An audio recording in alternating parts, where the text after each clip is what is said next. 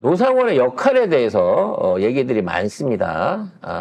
왜냐하면 박근혜 정부 때부터 이게 이어온 것으로 이게 보여지거든요. 박근혜 정부에서 정보사령관을 하고 있었고 그 이전에 박근혜 경호처장으로서 박근혜 경호실 안에서 처장으로서 이걸 이해하고 있었기 때문에 저는 그 생각까지 해보게 돼요.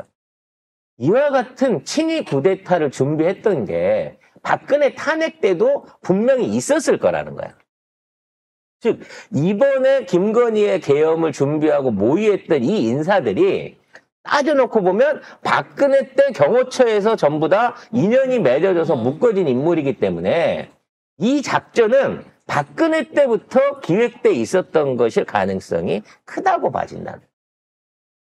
즉, 그 인물들이 도로 한 명 한 명씩 등장하고 있는 거야. 박근혜가 준비했던 당시의 쿠데타에 준비를 했고 실행을 했었을 것 같은 사람들인 거야. 얘네들이. 이것은 박근혜, 그 당시에 탄핵 인용으로 무산이 되긴 했지만 그 당시에 세운 계획들하고 이 실행자들이 한 번 더 이번에 이 일을 저질렀다고 보는 게 맞다라는 겁니다.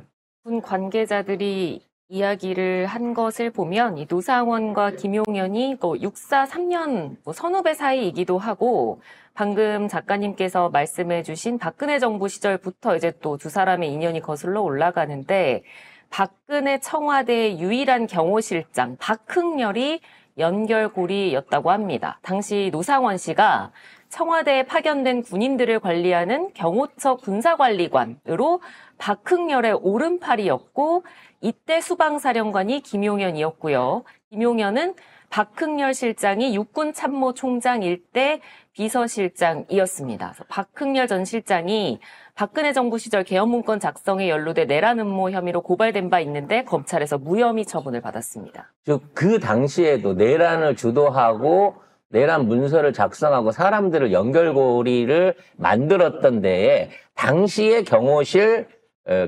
경호처장이 아까 이름이 뭐였지? 박흥렬이요? 박흥렬이가 역할을 했었는데 그걸 당시에 조사했던 검찰이 얘를 무혐의로 빼줘버렸단 말이야. 얘가 실질적으로 조현천이라든지 조현천은 또 김영환의 동기잖아요. 조현천이라든지 그 위에 군사 관련된 사람들하고 연결고리를 시켰다는 정황이 있었는데 그때 이 사람을 빼줘버리면서 그 밑에 있던 애들이 대부분 살아남았단 말이야. 조현천은 도망갔고 그렇기 때문에 얘가 누구랑 모의를 했는지 몰랐던 거고 조현천은 난 서류만 만들었을 뿐이고 실행된 적이 없다라고 우기면서 이거를 검찰이 조사를 해갖고 결론적으로는 아무 문제 없었다. 그냥 조현천이가 혼자 스스로 상상해서 설계도만 그려본 거다라고 해놓고 조현천 4년 동안 안 잡았어요. 그러던 인물이 갑자기 돌아온 거야, 이 정부에서. 심지어 그 인물이 돌아와갖고 분명히 국가 내란을 획책한 쿠데타를 기획한 사람인데 사면을 받아서 풀려났어요. 그리고 김용현하고 다시 이 그림을 또 짠 거야. 그러니까 그 당시에 썼던 올드보이들이 그대로 돌아와갖고 이번 쿠데타를 준비를 한 거라는 거야. 그러니까 이거는 따로 있는 사건이 아니에요. 이 오래된 박근혜 정부부터 이어져 내려온 군내의 세력들이 진짜로 7년 만에 이걸 다시 기획을 한 거고 여기에 연루돼 있는 군인들을 떠나서 그 군인들이 자리를 지킬 수 있었고 지금도 이와 같은 영향력을 발휘할 수 있었고 이와 같은 어떤 인사 개편이라 이런 걸 할 수 있게 뒤에서 조력질해준 정치인들도 분명히 연루가 돼 있을 거라는 거야. 그러니까 이걸 파괴되면 단순하게 군인 몇 놈이 나오는 게 아니라 그 군인이 출세하고 그동안 지나온 과정 중에 승진을 결정해주고 그에 대한 애들을 비호해주고 사고가 터져도 무마해준 그 뒷 배경 안에는 분명히 군조직을 좌지우지할 수 있는 정치 관료, 정치 군인 내지는 국회의원 같은 장관 같은 놈들의 입김이 있었을 거라는 거야. 아이고. 진짜 끔찍한 일이에요. 이미 그 당시에 한번 실패를 해본 애들이 재수를 한 거야, 쉽게 말해. 그래서 이번에는 절대 실패하지 말아야지라는 차원에서 무려 7년 동안을 공모를 해온 건데 국민이 이것을 막아냈다는 거죠. 아마 걔들이 이걸 계획하는 과정에서는 시민들이 장갑차를 맞고 국회로 몰려들고 이 부분은 전혀 염두에 두지 않았던 것 같아요. 그래서 계속 여의도에서 무슨 뭐 군사훈련을 퍼레이드 훈련을 하니 갑자기 장갑차가 밤중에 시내로 진입하는 훈련을 하느니 뭐 이런 것들을 할 때부터 계속 얘기했잖아요. 다 계엄 연습이라고 이거. 왜 국군에는 행사를 하는데 7, 8월 달부터 헬기가 그렇게 날아다니면서 강화 연습을 하냐고. 전투기가 겁내 저공 비행해가지고 사람들이 되게 공포감을 느꼈잖아요. 그 모든 것들이 1, 2차에 이번에 국가적 내란과 전면전을 만들어가는 데 있어서의 후속 대비였다는 거야. 전쟁 준비를 하고 있었던 거야, 이 미친 새끼들은. 그래서 이 문상호라든지 이 노상원에 대한 이 구속과 취조는 절대 검찰에서 이루어지면 안 돼요.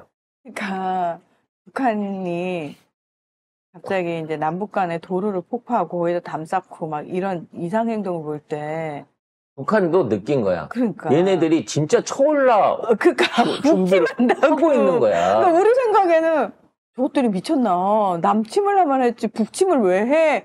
이게 진짜 우리가 너무 내가 태어났을 때부터 민주주의였고 난 민주주의만 경험하고 이런 사람들의 상식이거든요, 사실은.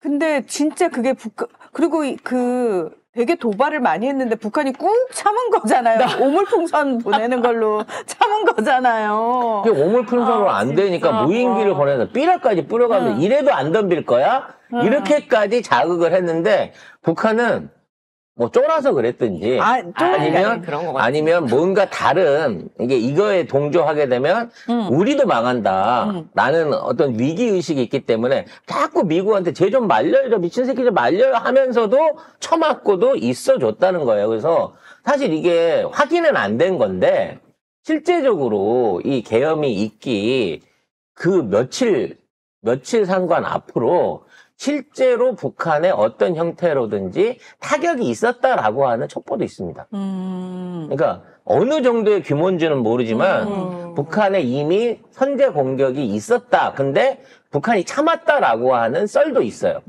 우리는 모르는 거야. 북한이 발표 안 하면. 미국은 알고 있겠지.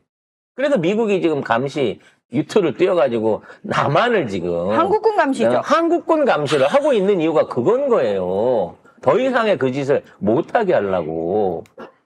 그래서 지금 알려진 바로는 그 당시에 일주일 전에 개업 일주일 전에 원점 타격을 지시를 했는데 국방장관 합참의장이 거부했다라고 알려져 있는데 실제로 타격이 일어났는데 북한이 꼭 참아버렸기 때문에 미국도 알게 돼서 이거를 들여다본 거고 감시의 눈을 올린 거고 그래서 이 국회 장악으로 선관위 서버를 노려갖고 국회 장악으로 전환을 할 수밖에 없었다는 얘기도 있습니다. 그래서 그러니까 진짜 이쯤 되면은 똑똑한데 판단력 되게 윤석열이보다 김정은의 판단력이 훨씬 현명한데 이쯤 되면은. 아무튼 뭐 사실인지 아닌지는 알 수 없으나 그런 썰이 돌고 있을 만큼 얘네들은 전쟁의 진심이었던 거예요. 반드시 전쟁을 하겠다라고 하는 그러니까 생각을 갖고 있었던 거죠. 정말 미친놈인 게 우크라이나 전쟁, 이스라엘 전쟁 지금 이게 터져가지고 전 세계가 난리가 나고 정말 수많은 사람들이 죽고 난민이 돼 이걸 우리가 봤는데 미친 새끼들이 정말 돌았나? 전쟁을 진짜 일으키려고 했다는 게 이게 말이 돼요? 그래서 지금 나오고 있는 얘기가 그런 거예요. 트럼프가 지금 이 오키나와에 있는 미군들, 해병들이 9,000명이 있는데 이걸 내년에 전부 다 빼버린대, 괌으로. 그렇게 되면 오키나와 관련된 군기지에는 이제 일부 뭐 정찰 병력을 빼고 나면 전투 병력이 아예 없어진다는 거야. 그래서 일본이 그걸 말리기 위해서 사정을 하고 로비를 하고 있는데 이미 트럼프는 결심을 굳힌 상황이기 때문에 지금 일본이 어떤 형태로든지 이 주변국의 군사적인 영향력을 발휘하고 미군을 잡아놓기 위해서는 트럼프가 오기 전에 뭐라도 시도를 했어야 됐다는 거지. 그래서 날짜를 무리하게 그렇게 땡겨 잡았다는 거예요. 잠깐만, 정말 그거면은 일본군을 정식 군대를 만들어주기 위해서 이 전쟁을 기획을 했다라는 썰이 지금 국제적으로 이제 확산돼서 올라오고 있는 거죠.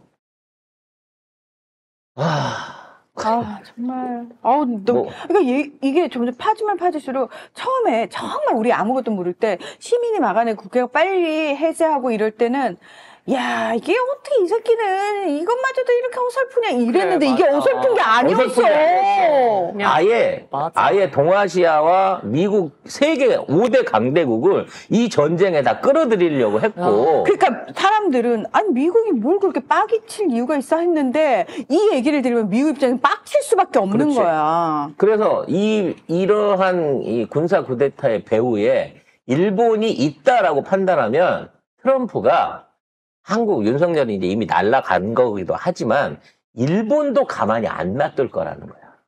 지금 있는 상황에서. 이미 일본은 지금 패싱 당하고 있어요. 일본하고 한국이 패싱을 당하고 있는데 일본은 그나마 마사요시 손이 트럼프한테 가가지고 아부를 지금 겁내하고 있어요. 그래서 1,000억 달러 투자해가지고 일자리 10만 개 준다고. 그러니까 트럼프가 2,000억 달러는 안 되겠니? 그러니까 농담이라고. 그랬더니 마사요시 손이 이랬다고. 그럼 2,000억 달러 털리는 거예요. 근데 마사요시는 돈이 있어요?